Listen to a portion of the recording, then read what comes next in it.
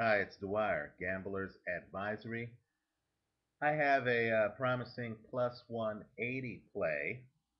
It's for high risk types who are willing to take a little bit extra risk to try to get some extra reward.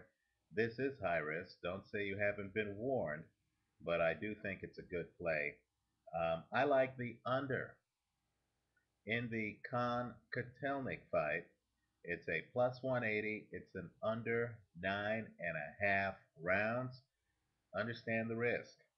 Kotelnik has never been stopped his entire career. He has gone the distance in his last three fights. Now, that said, I believe that the best analogy to this fight is David Diaz against Manny Pacquiao. Amir Khan has blinding hand speed compared to Kotelnik. He has better foot speed. He should be able, if he knows what he's doing, and keep in mind he's trained by Manny Pacquiao's trainer, Freddie Roach, he should be able to get in, get out. Hit Kotelnik, who had problems in his last fight against Maidana, dealing with the guy who was an in and out fighter. He should be able to get in, land several punches, move to the side, land several more. Khan's fighting style reminds me of Jean Pascal's fighting style.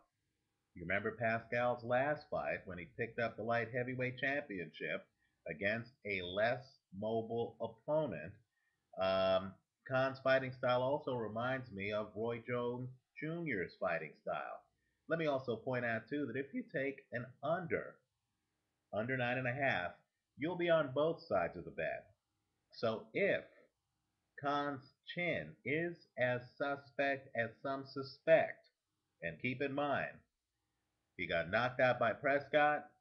He's also been down in other fights. He was down in the second round against Michael Gomez.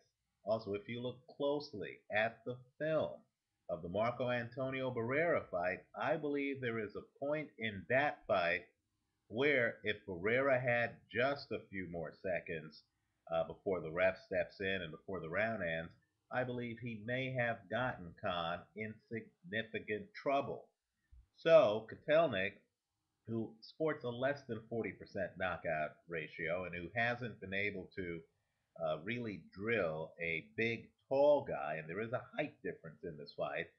Khan's 5'10, Kotelnik's 5'7.5.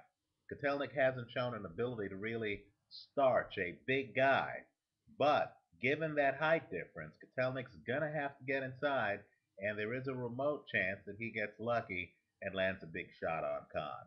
What I expect to happen is I do expect Khan to win this fight, and I also believe that Khan has a good chance of doing what no one else has done to Kotelnik in his entire career, and that's stop him. My recommendation is the plus 180. It is high risk, but risk is what this is all about. It's gambling.